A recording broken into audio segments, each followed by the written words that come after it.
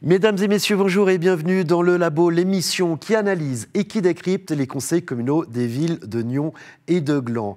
Et l'on commence avec le conseil communal de Gland. Au menu, le plan d'affectation en Gare Sud, un projet attaqué par un référendum. Puis l'on ira à Nyons où la culture fait toujours débat entre la gauche et la droite. Et l'on terminera en parlant de Nyons Région Télévision, puisque Communion, l'association qui édite Nyons Région Télévision, a décidé de se transformer en fondation. Mesdames et messieurs, bonjour et bienvenue dans Le Labo, l'émission qui décrypte et analyse les conseils communaux des villes de Nyons et de Gland.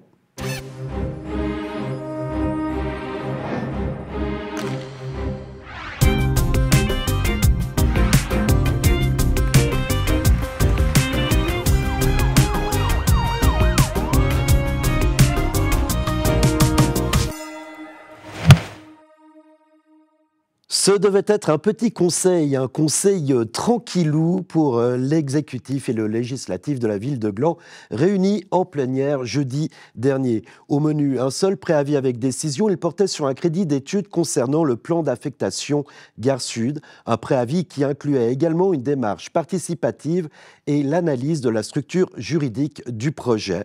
Un préavis à 200 000 francs. Mais tout est allé de travers pour l'exécutif qui, s'il remporte finalement le vote de l'Assemblée, se retrouve avec un référendum lancé contre ce projet. Et la suite, c'est le Conseil qui la raconte. La commission technique recommande à l'unanimité de ses membres présents d'accepter les conclusions du préavis numéro 82. La commission des finances recommande à la majorité de ses membres d'accepter les conclusions du préavis municipal 82. Et la parole est à qui veut la prendre.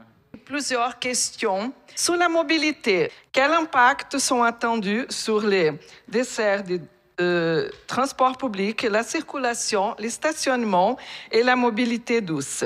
Comment la municipalité anticipe-t-elle les besoins en école, services publics et infrastructures?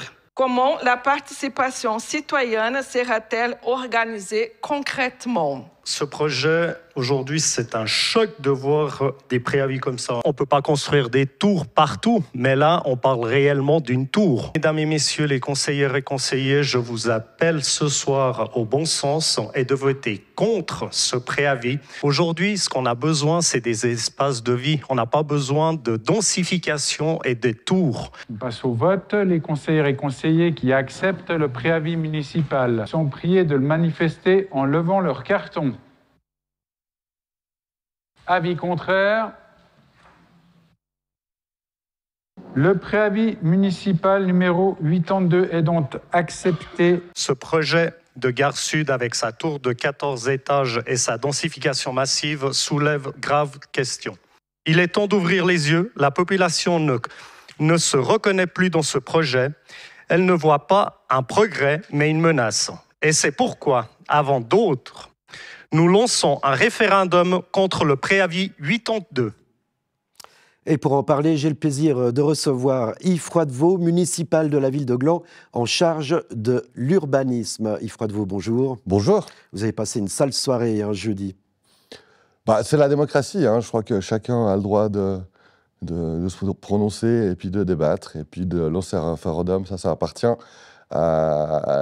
au peuple suisse et au peuple glandois. Donc voilà, la démocratie. Mais tout de même, ce référendum, vous y attendiez. Ça a été une surprise. Je suis ici surtout pour donner des informations sur le projet de manière assez transparente. Oui, mais votre sentiment. Mais je réponds volontiers.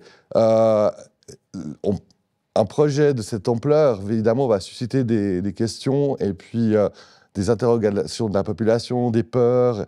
Et c'était bien dans cette volonté d'avoir comme premier acte, depuis que j'ai repris le dicaster de l'urbanisme, de donner la parole à la population pour mesurer ses inquiétudes, ses crispations, ses joies, ses envies. Et c'était bien le but de ce préavis, d'offrir cet espace à la population qui a des avis pluriels probablement sur le projet. Donc c'était ça. Donc c'est bien en anticipant ces inquiétudes ou ces peurs qu'il peut y avoir qu'on avait prévu Non, en fait, c'est une démarche participative. Hein. On va en parler.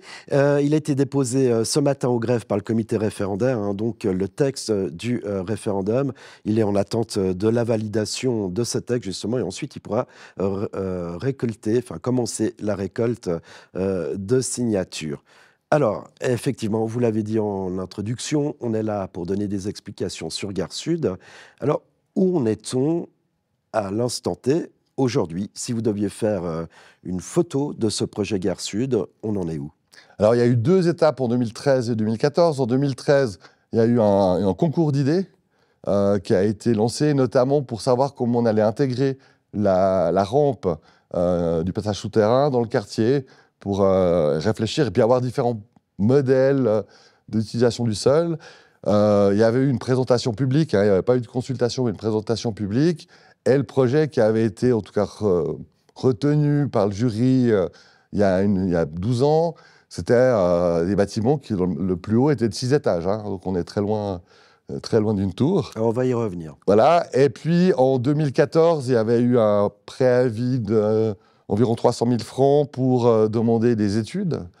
Parce que vous le savez probablement, quand on construit une maison, mais quand on construit un quartier, il faut étudier le terrain, il faut étudier la pratique, la mobilité, etc. Je me permets de vous interrompre. Bien Alors, sûr. effectivement, il y a eu plusieurs préavis. L'objectif, c'est de faire un plan d'affectation qui doit s'intégrer dans le plan d'affectation communal. Mais pour les gens qui n'habitent pas Gland, peut-être même pour les Glandois, Gare Sud, c'est quoi? C'est une parcelle vide actuellement, une parcelle de combien de mètres carrés? De quel objet on parle? Alors, c'est une parcelle idéalement située dans la ville, hein, qui est en main en totalité de la commune. Donc, c'est le grand avantage de pouvoir y faire des choses qui nous intéressent, et par exemple, notamment plus des logements abordables de manière assez importante, ou d'autres aménagements qu'il faudra discuter avec la population. Donc, le grand intérêt, c'est qu'on est vraiment sur une parcelle qui nous appartient à 100%. Et la taille, alors je ne veux pas me lancer, je ne sais plus par cœur combien elle fait, mais actuellement, c'est une très grande parcelle. Ouais. D'accord, très bien. Alors, là, on va revenir à ce préavis qui a été validé par le législatif de la ville de Gland. Donc, il comprend des études, une structure juridique, la mise en place d'une structure juridique et une démarche participative. En quelques phrases, juste expliquez-nous qu'est-ce qui venait faire là, ce préavis? À quoi il servait? Alors, avant ce préavis, j'avais présenté à la municipalité, parce que c'est important de donner de la lisibilité, toutes les étapes qui attendront Gare Sud, et notamment les 5 préavis qui devaient être présentés. Ce préavis, il avait comme objectif 1, et c'était vraiment l'essentiel, d'ouvrir la parole à la population et qu'il puisse donner son avis. Et ça, c'est vraiment la grosse partie du préavis. 2, de terminer les études en intégrant justement le résultat de cette consultation publique et de cette démarche participative. 3, faire une étude financière et juridique sur probablement que ce projet qui se monte à environ 100 millions ne pourra pas être construit entièrement par la commune.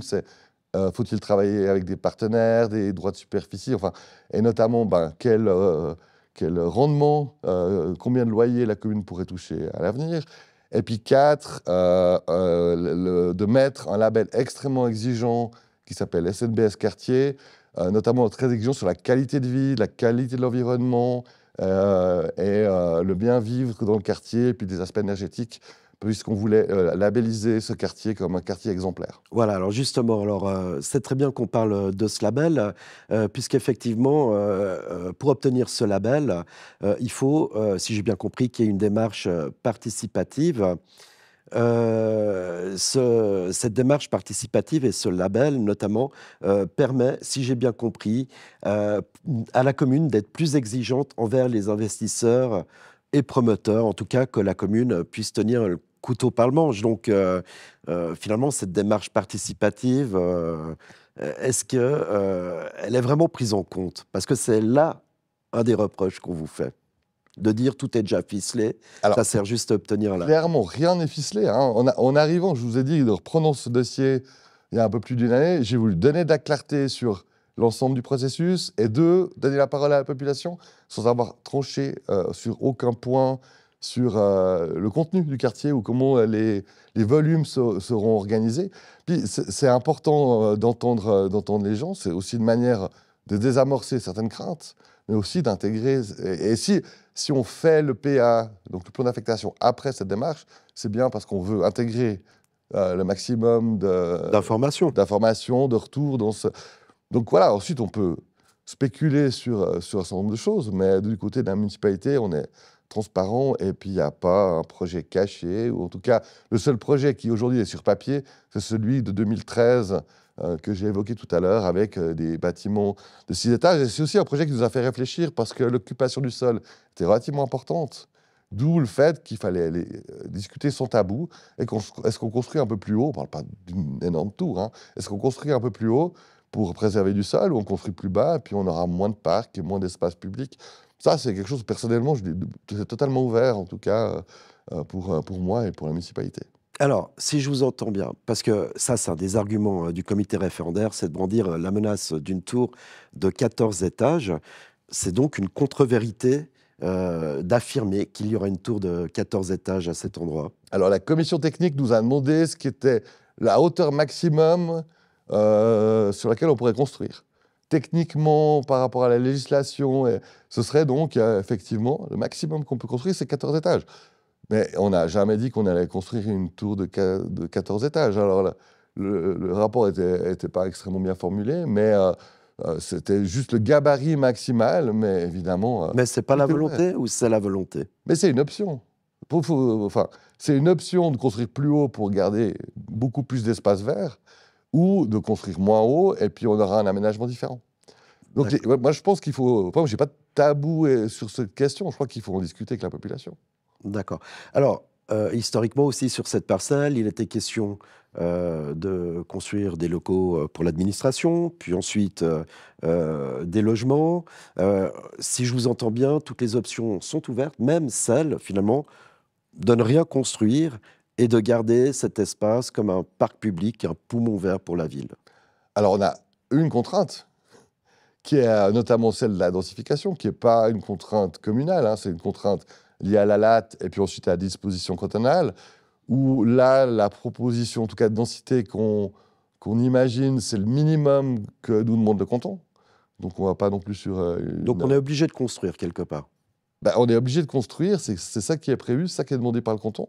D'une part parce que l'idée, c'est quand même d'éviter le mitage du territoire en construisant, en densifiant de manière intelligente et respectueuse aussi de notre environnement.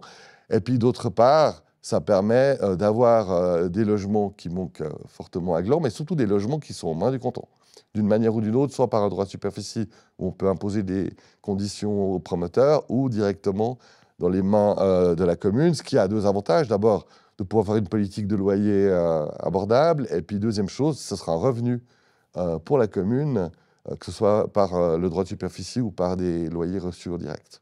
Donc, en définitive, rien n'est décidé pour cette parcelle. Si je vous entends bien, ce référendum n'est donc pas opportun. J'ai pas envie de commenter le référendum, hein, parce que ça appartient aux référendaires de prendre une décision. Moi, je voulais surtout donner des informations où on en était et sur qu'est-ce qui avait été voté par le Conseil la semaine dernière. Et puis, c'est les éléments que je vous ai indiqués. Qu'on peut d'ailleurs, que ce soit les deux projets 2014-2013 ou celui-ci, qu'on peut trouver sur le site internet. Donc, on peut même aller fact-checker ce que je viens de dire. On trouve toutes les informations sur le site et les documents qui sont à disposition du Conseil communal.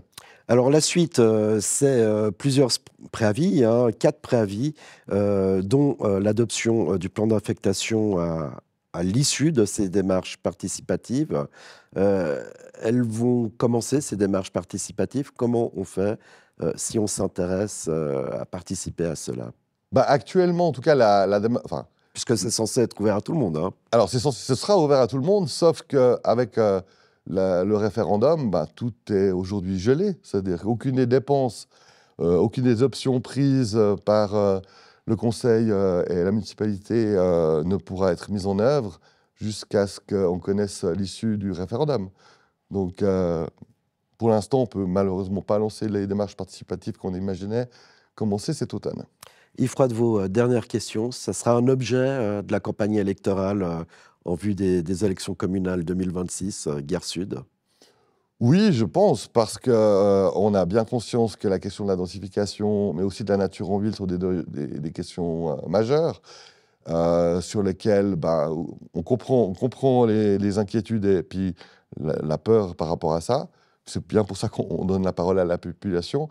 Puis d'un autre côté, on essaye d'avoir un maximum de projets pour végétaliser la ville, végétaliser la cour de Grandchamp, donc de rendre en tout cas la nature bien plus présente dans la ville. Donc moi je pense que ce sera un joli sujet pour les élections. Eh bien voilà, Yves Froidevaux, municipal en charge de l'urbanisme de la ville de Gland. Merci d'être venu sur le plateau du Labo. Et maintenant, direction Nyons et son conseil communal. Lundi dernier, le législatif a accepté sans coup férir d'octroyer 2 millions de francs pour les 6 préavis avec décision du jour. Et c'est dans les interpellations, soit les demandes d'explications adressées à la municipalité, que l'on a pu observer les coutures du Conseil et voir ressurgir le clivage entre gauche et droite. Tout commence en août dernier, lorsque le conseiller communal Jacques Hanart emmène son ami voir un spectacle du Phare, festival et fabrique des arts vivants. La suite, c'est le conseil qui la raconte. Mon ami, j'ai été fort déçu. Pendant des années, j'ai soutenu le Phare à titre privé. Depuis plusieurs années, je ne reconnais plus la programmation de ce festival. Est-ce que la municipalité va continuer à ne pas s'intéresser à la programmation du Phare? Je vous remercie pour vos réponses. De manière générale, la municipalité est particulièrement attachée à la richesse du tissu associatif de la ville, qu'il soit actif dans le domaine du sport, dans le domaine socio-culturel ou dans le domaine de la culture. J'aimerais aussi faire un rappel très important. La municipalité défend la liberté de l'art. Au regard de ce principe, une séparation la plus nette possible est établie entre le pouvoir politique et le monde de la culture. En tant qu'autorité, on peut parfaitement débattre de l'opportunité de soutenir des associations culturelles de manière générale, de l'ampleur de subventions, mais de grâce, ne nous mettons pas à débattre, en tant qu'autorité politique ici, d'une pièce de danse ou de théâtre, d'un tableau, d'une exposition, d'un concert, d'une photographie ou d'un film. Non seulement on friserait constamment les limites de la censure, mais surtout, les goûts et les attentes étant aussi nombreux qu'il y a de personnes dans cette salle, de tels débats n'auraient aucun sens et feraient peser une menace constante sur les associations, toutes les associations. En définitive, la municipalité restera toujours ouverte à débattre de l'opportunité ou non de développer des subventions culturelles et des grands axes d'une politique culturelle. Elle regrette cependant qu'une interpellation vienne directement se positionner sur un spectacle spécifique inscrit dans une programmation comprenant plus de 60 propositions, un spectacle parmi les innombrables activités culturelles proposées tout au long de l'année à Nyons. J'avais besoin de faire ce petit préambule au nom de la municipalité. Merci Madame la Présidente. Monsieur Hanart, souhaitez-vous réagir ? Et pour en parler, j'ai le plaisir de vous recevoir, Jacques Hanart. C'est vous qui avez fait cette interpellation. Vous demandez notamment dans le document si la municipalité va s'intéresser à la programmation du Phare. En gros, et on va en parler, si elle ne doit pas avoir son mot à dire sur les axes et les spectacles proposés. Vous me direz si j'ai raison. À côté de vous, Pierre Patelli, alors vous êtes très proche du milieu culturel nyonnais, vous êtes membre d'une association d'habitants, celle du quartier de la Levrate, un quartier qui a accueilli cet été un spectacle du Phare. Vous êtes également un fervent défenseur de la culture en général, et vous étiez venu sur notre plateau défendre la liberté d'expression lorsque le Conseil s'était emparé de l'affaire de la galerie. Et alors, Jacques Hanart, qu'est-ce qui vous a déplu dans ce spectacle? Quelle est l'expérience que vous avez vécue? Qu'est-ce qui vous a choqué? Alors moi, j'ai regardé le programme du Phare, et puis dans ce programme, il y avait une danseuse qui a une grande expérience Elle a fait des études en France, elle a travaillé 12 ans avec Béjart, donc vous vous dites que le programme de danse doit être intéressant. Et nous avons été là-bas, puis en fait, déjà, on était assis par terre. C'est pas toujours facile pour suivant qui. Il y avait de la fumée, il y avait ce spectacle, cette dame qui était complètement enveloppée, pas de visage, rien du tout, qui se glissait devant le premier rang, etc. Elle avait des attitudes qui étaient... ouais, alors, nous sommes sortis, et parce qu'on ne pouvait pas supporter ce spectacle-là. Et moi, je trouve que ces dernières années, le phare a vraiment changé sa ligne de programmation. Et elle vous déplaît. Et elle me déplaît. C'est votre première... enfin, à vous entendre, ce n'est pas votre première expérience. Hein. Vous êtes un habitué de ce festival. Ben, le phare, je le suis depuis ses débuts. Je l'ai soutenu financièrement pendant de très, très nombreuses années. Si le phare est au centre-ville, c'est aussi grâce à moi.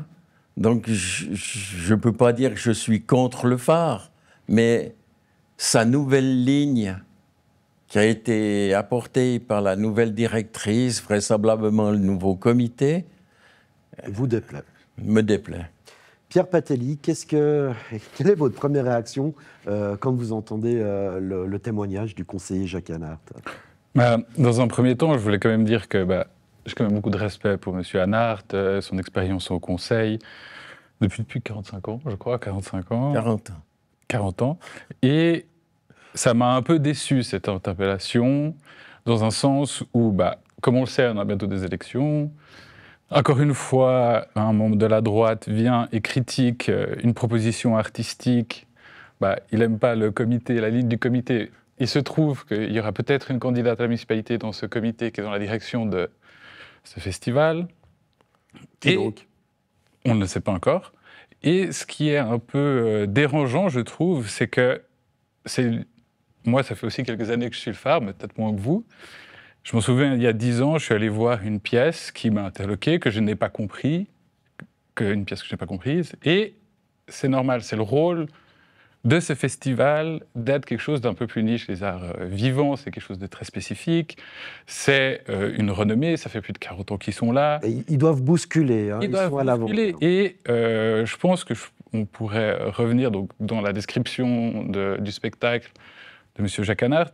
Il y avait des critiques qui peuvent être entendues, il trouvait que ça avait une connotation sexuelle, il trouvait que pour les personnes à mobilité pas réduite, mais on veut dire un peu limitée, c'était difficile de s'asseoir par terre, et je pense que ça, c'est des critiques. Mais il a fait l'effort de venir, malgré tout. Mais c'est très bien.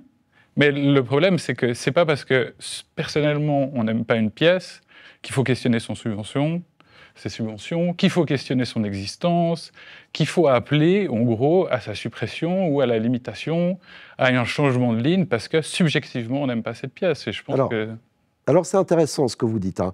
Je précise tout de même que j'avais invité le conseil de fondation du phare, qui a décliné cette invitation. En effet, il considère qu'il n'est pas opportun que le festival prenne part à ce format, puisque l'interpellation en question s'adressait directement à la municipalité.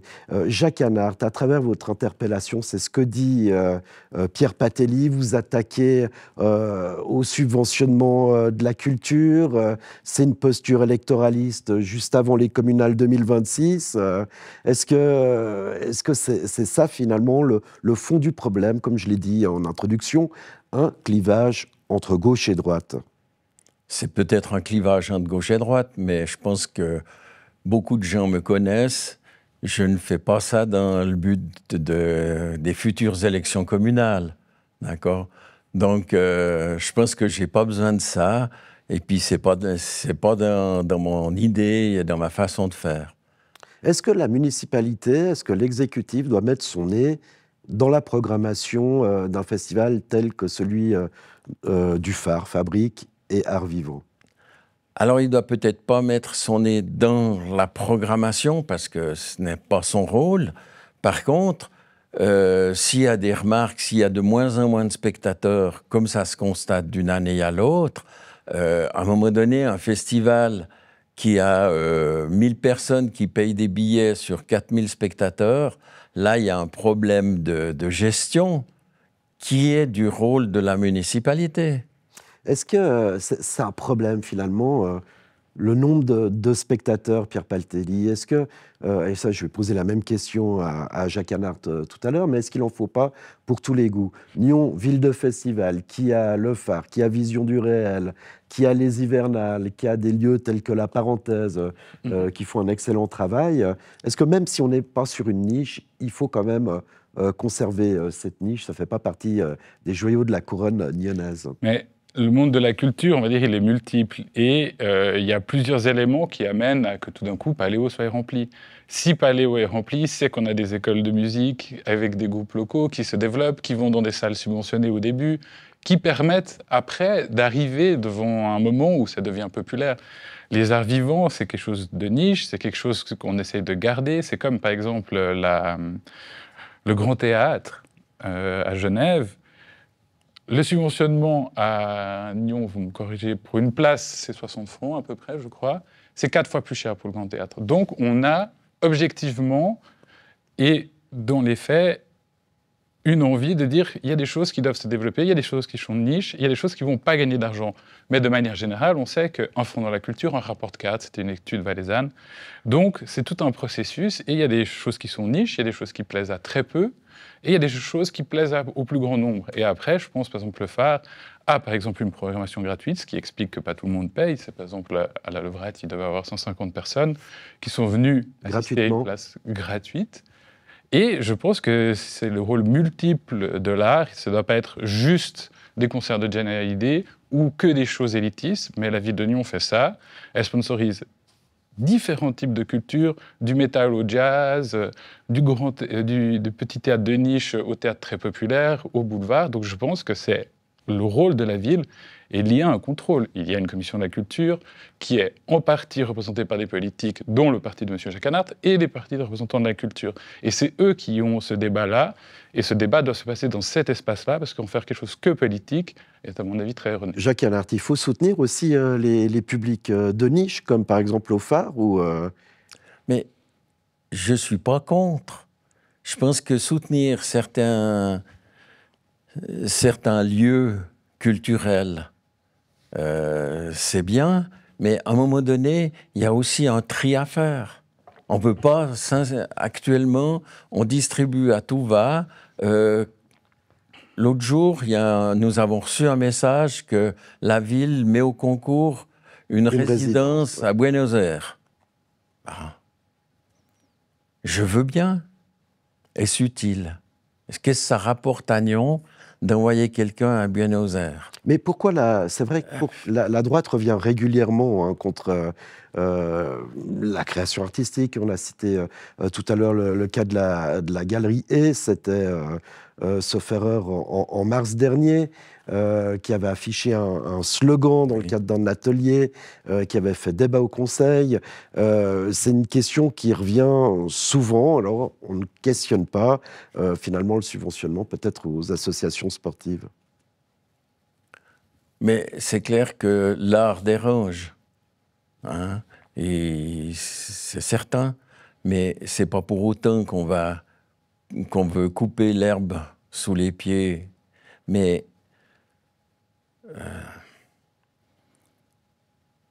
il y a un moment donné, nous avons aussi le droit de dire quand nous ne sommes pas d'accord. D'accord. C'est le sens de cette interpellation.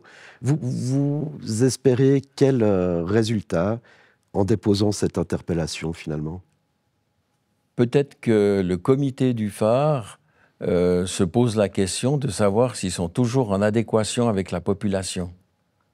Et ça, c'est ou important, si c'est ça. que leur ligne de conduite qui est importante, que leur façon de voir, et puis que ça s'arrête là. Pierre Paltelli, est-ce que le comité du phare doit prendre en compte les desiderata de la population? Mais si c'était... Je pense que, là, M. Hanart, c'est un peu malhonnête, parce que si votre désir était vraiment d'interroger la direction, le comité, Ils ont un numéro de téléphone, ils ont une adresse email. J'avais une petite critique sur l'organisation qu'ils ont fait du spectacle. Qui était, je leur ai envoyé un mail, je leur ai demandé de nous rencontrer et de discuter, de faire un retour critique sur ce qui s'est fait. Si votre vrai désir, c'était de dire qu'il y a un problème de fonctionnement, vous pouvez les contacter. Ils ne sont pas fermés à recevoir des notifications, des appels. Et puis après aussi, c'est un appel d'une personne. Et ça a la valeur d'être un appel d'une personne. Si on regroupe plusieurs personnes, on peut avoir un autre point de vue. Mais là, l'objectif, je pense, de cette interpellation, si c'est vraiment elle était honnête, elle devait se faire via la Commission de la Culture, un appel personnel. Quel est le risque, à votre sens, Pierre Patelli, de cette interpellation? Mais le but, c'est juste d'arriver, de montrer une existence politique, de critiquer une direction culturelle, artistique d'un certain groupe de personnes et de les mettre en porte-à-faux et de se faire voir pour des élections. Et puis pour moi, c'est de la politique et on fait de la politique et c'est important de savoir que les gens n'interviennent pas comme ça de rien, mais ils ont un objectif derrière.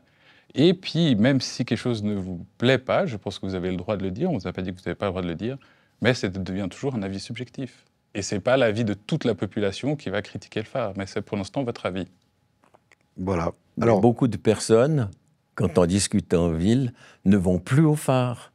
Tous les gens qui venaient il y a des années en arrière... Il y a eu un changement il y a un changement, et les gens ne viennent plus dire « je ne me retrouve plus dans ce festival ». Quelle va être la suite, justement, que vous voulez donner à cette question que vous avez posée à la municipalité? Est-ce qu'il y aura une suite déjà, ou est-ce que c'était juste un coup d'humeur? Je ne sais pas s'il y aura une suite, parce qu'en fait, quelle suite à donner, faire un postulat sur une remise en cause de la culture? Je pense que ce n'est pas notre rôle.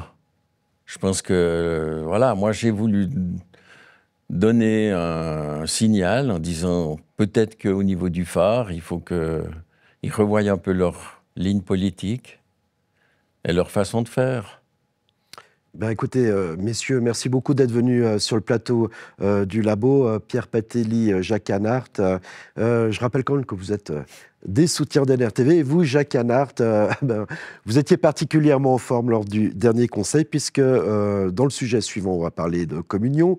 Une autre interpellation que vous avez déposée lors du dernier conseil est vous vous interrogez sur l'opportunité de transformer cette association qui préside aux destinées de NRTV en fondation, avec une question principale. Quelle est cette question, puisque je reçois le vice-président de Communion dans le plateau suivant? Ma question, c'est surtout une crainte qu'une fondation devienne monocolore et modifie, impose une ligne directrice à NRTV. Ben voilà. C'est la question que nous poserons à Gilles Davoine tout de suite. Le nouveau comité, cette fondation, peut-elle imposer, modifier, transformer la ligne éditoriale de la rédaction de NRTV? Messieurs, merci beaucoup d'être venus sur le plateau de Nyon Région Télévision. Merci. Merci. Peu de gens le savent, mais l'éditeur de Nyon Région Télévision est une association qui s'appelle Communion. Cette association regroupe une 70aine de membres, tant privés que publics, dont une 30aine de communes du district de Nyon, avec en tête les villes de Gland et de Nyon comme principaux bailleurs de fonds. Or, le comité de cette association réfléchit à la transformer en une fondation, une annonce faite lors de l'Assemblée générale de Communion en mai dernier. Allez, on reprend les mêmes et on y retourne dans le rôle de l'interpellant, le conseiller communal Jacques Hanart. Et la réponse, c'est toujours le municipal Alexandre Démétriades qui l'apporte. NRTV existe grâce à Communion et lors de la dernière assemblée de Communion, vous avez pu voir au dos de mon interpellation, il a été proposé de transformer cette association en fondation. Elle a transformé dans un comité de 5-6 personnes où plus personne n'est au courant de rien.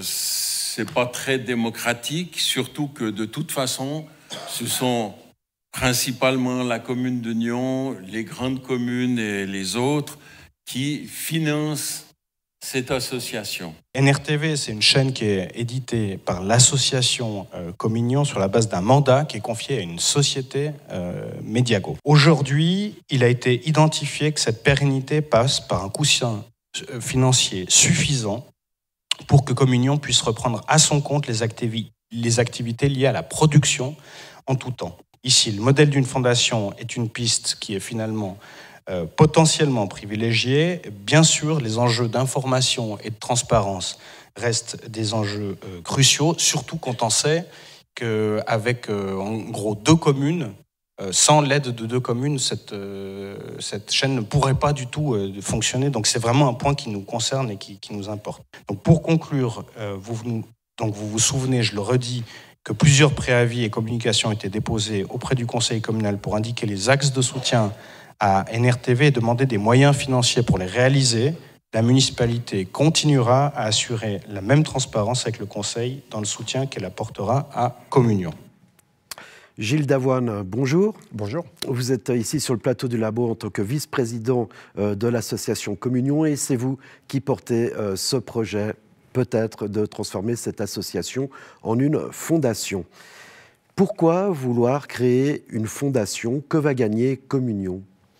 Alors, comme ça a été, il me semble, bien dit par Alexandre Démétriades, qui est aussi membre du comité lors du conseil communal de Nyon, il y a un besoin maintenant de reprendre, si possible, les activités, donc la production, donc de racheter le matériel du studio, de reprendre le personnel, tout le savoir-faire.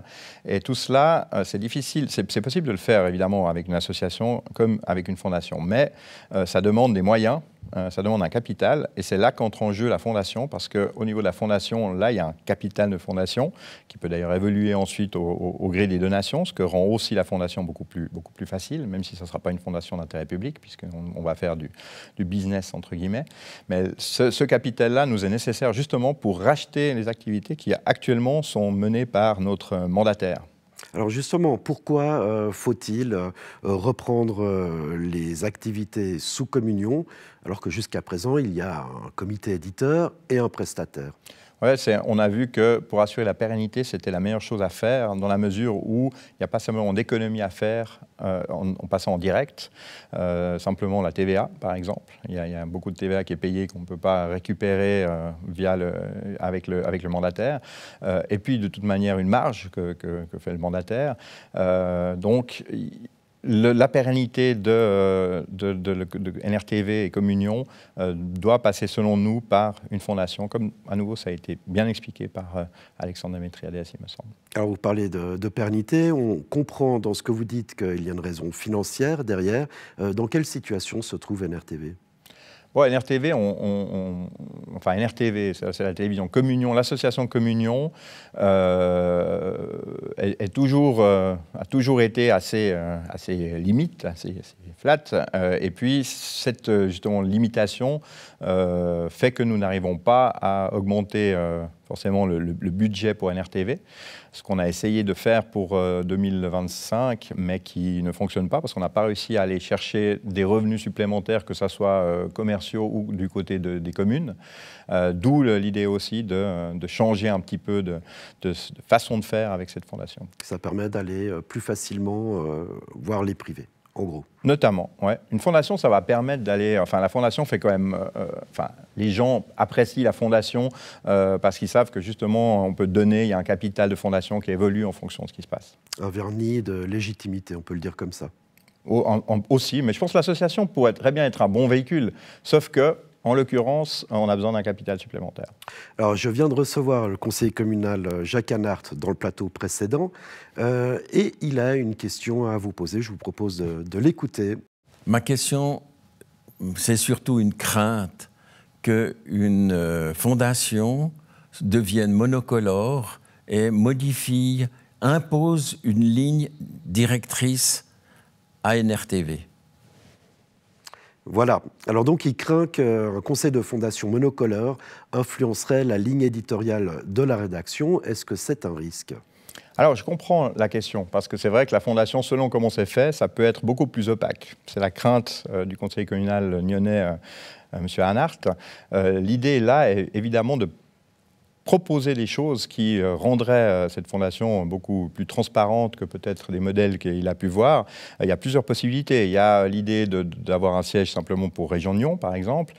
Et puis même par rapport aux différentes communes, il y a la possibilité de faire un comité de fondation qui serait composé de plusieurs communes. Alors après, évidemment, c'est un petit peu difficile à diriger au quotidien. Donc il peut y avoir un comité exécutif qui s'occupe du quotidien et puis le comité de fondation avec toutes les communes qui se réunissent moins régulièrement, mais qui se réunissent peut-être d'ailleurs plus régulièrement qu'une assemblée générale d'associations comme l'association Communion, et donc qui permet d'avoir tout à fait le même contrôle, voire un contrôle supplémentaire par rapport à ce qui se passe aujourd'hui, qui n'est finalement que des annonces lors d'une assemblée générale où finalement pas grand monde ne vient. Jusqu'à présent, il y a une séparation juridique entre le prestataire et l'association. Si il n'y avait plus qu'une entité et qu'un membre, je ne sais pas, du conseil de fondation voulait faire pression sur la rédaction, est-ce qu'il y a une possibilité de dire stop? Qui serait le gendarme? Alors, je ne sais pas s'il faut un gendarme. Je veux dire, là, on fonctionne...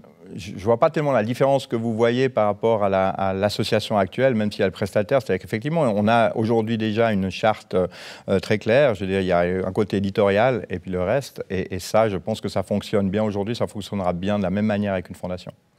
Alors, vous l'avez dit tout à l'heure, ce que dénonce ou ce que la crainte du conseiller Anhart, c'est au niveau de la gouvernance, moins démocratique, plus opaque.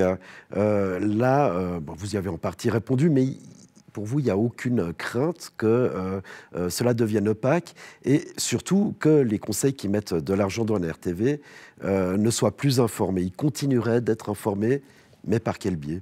Mais par le biais justement des sièges des communes auprès du comité de fondation. Ce n'est pas un souci, ça se crée et on va le créer en fonction d'une transparence qu'on veut conserver. Il y aurait toujours une assemblée générale, par exemple, toujours un rapport d'activité?